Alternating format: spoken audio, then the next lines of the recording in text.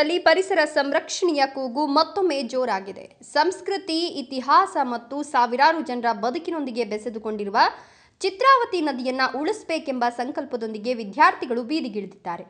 ಚಿತ್ರಾವತಿ ನದಿ ರಕ್ಷಿಸಿ, ನಮ್ಮ ಜೀವ ಉಳಿಸಿ ಎಂಬ ಘೋಷಣೆಗಳೊಂದಿಗೆ ಮಾನವ ಸರಪಳಿ ನಿರ್ಮಿಸಿ ನದಿ ಸಂರಕ್ಷಣೆಯ ಸಂದೇಶ ಸಾರಿದ್ದಾರೆ. ಹಾಗಾದ್ರೆ ಏನಿದು ಹೋರಾಟ?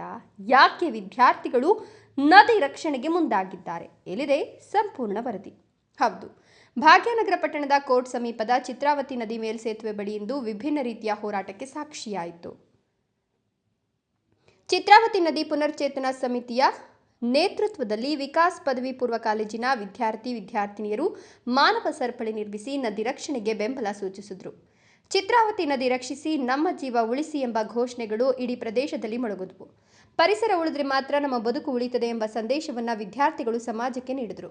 ಒಮ್ಮೆ ಈ ಭಾಗದ ಜನರ ಜೀವನಾಡಿಯಾಗಿದ್ದ ಚಿತ್ರಾವತಿ ನದಿ ಇಂದು ಮಾಲಿನ್ಯದ ಹೊಡೆತಕ್ಕೆ ಸಿಲುಕಿ ತನ್ನ ಅಸ್ತಿತ್ವವನ್ನು ಕಳೆದುಕೊಳ್ಳುವ ಪರಿಸ್ಥಿತಿಗೆ ತಲುಪಿದೆ. ಹಲವು ವರ್ಷಗಳಿಂದ ಪಟ್ಟಣದ ಶೌಚಾಲಯದ ನೀರು, ಬಚ್ಚಲು ನೀರು ಹಾಗೂ ತ್ಯಾಜ್ಯ ನೀರನ್ನು ಯಾವುದೇ ನಿಯಂತ್ರಣ ಇಲ್ಲದೆ ನದಿಗೆ ಹರಿಸಲಾಗ್ತಿದೆ ಎಂಬ ಆರೋಪ ಕೇಳಿಬಂದಿದೆ.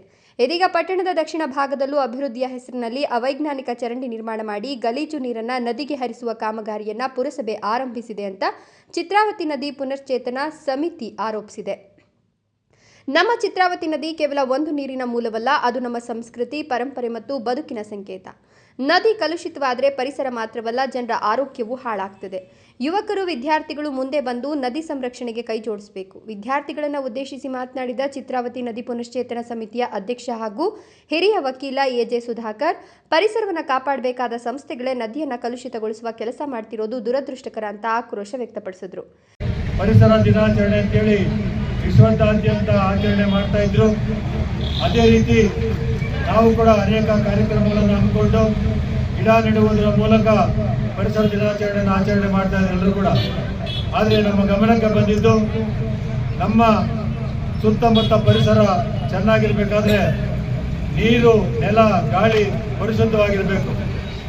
ಒಂದು ಕಡೆ ಗಾಳಿ ಚೆನ್ನಾಗಿರ್ಬೇಕು ಅಂತೇಳಿ ಗಿಡಗಳನ್ನು ನೆಡ್ತಾ ಇದ್ರೆ ಇನ್ನೊಂದು ಕಡೆ ನೆಲ ಚೆನ್ನಾಗಿರ್ಬೇಕು ಅಂತೇಳಿ ಅದಕ್ಕೆ ಬೇಕಾಗಿರ್ತಕ್ಕಂಥ ಅವಕಾಶಗಳನ್ನು ಮಾಡಿಕೊಡ್ತಾ ಇರಬೇಕಾದ್ರೆ ಇಲ್ಲಿ ನಮ್ಮ ಮಧ್ಯೆ ಇರ್ತಕ್ಕಂಥ ಚಿತ್ರಾವತಿ ನದಿಯ ನೀರು ಕಲುಷಿತವಾಗ್ತಾ ಇದೆ. ಅದನ್ನು ಉಳಿಸುವಂಥ ಕೆಲಸವನ್ನು ನಾವೆಲ್ಲರೂ ಕೂಡ ಮಾಡಬೇಕಾಗುತ್ತೆ.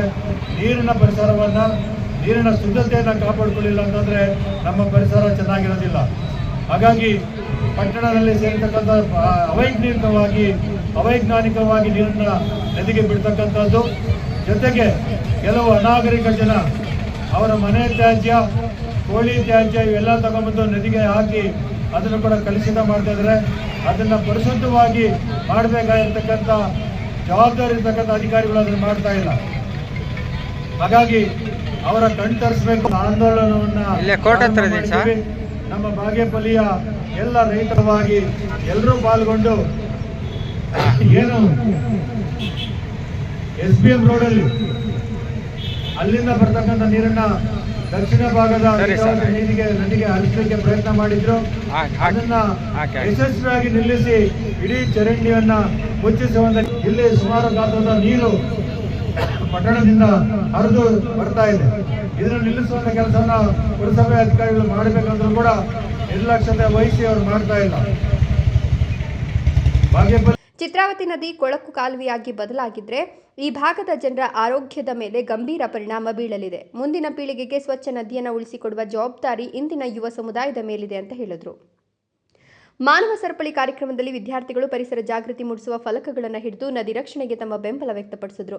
ನದಿ ಉಳಿಸಿ, ಪ್ರಕೃತಿ ಉಳಿಸಿ, ಜಲವೇ ಜೀವ, ಚಿತ್ರಾವತಿ ನಮ್ಮ ಹೆಮ್ಮೆ ಎಂಬ ಘೋಷಣೆಗಳ ಮೂಲಕ ಜನರಲ್ಲಿ ಜಾಗೃತಿ ಮೂಡಿಸಿದ್ರು. ಚಿತ್ರಾವತಿ ನದಿ ನಮ್ಮ ಬದುಕಿನ ಭಾಗ. ಈ ನದಿಯನ್ನು ಉಳಿಸೋದು ಪ್ರತಿಯೊಬ್ಬರ ಜವಾಬ್ದಾರಿ. ಸರ್ಕಾರ ಮತ್ತು ಸ್ಥಳೀಯ ಆಡಳಿತ ತಕ್ಷಣ ಕ್ರಮ ಕೈಗೊಂಡು ನದಿಗೆ ತ್ಯಾಜ್ಯ ನೀರು ಹರಿಯೋದನ್ನು ತಡಿಬೇಕು.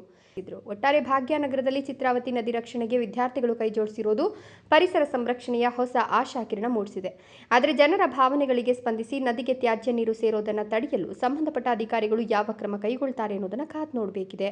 ಇದೇ ಕಾರ್ಯಕ್ರಮದಲ್ಲಿ ಕಳೆದ ಎಸ್ಎಸ್ಎಲ್ಸಿ ಪರೀಕ್ಷೆಯಲ್ಲಿ ಅತ್ಯುತ್ತಮ ಅಂಕ ಗಳಿಸಿದ ಒಕ್ಕಲಿಗರ ಸಮುದಾಯದ ವಿದ್ಯಾರ್ಥಿಗಳನ್ನು ಸನ್ಮಾನಿಸಿ ಅಭಿನಂದಿಸಲಾಯಿತು. ವಿದ್ಯಾರ್ಥಿಗಳ ಸಾಧನೆಯನ್ನು ಗುರುತಿಸಿ ಗಣ್ಯರು ಪ್ರಶಂಸಿಸಿದರು.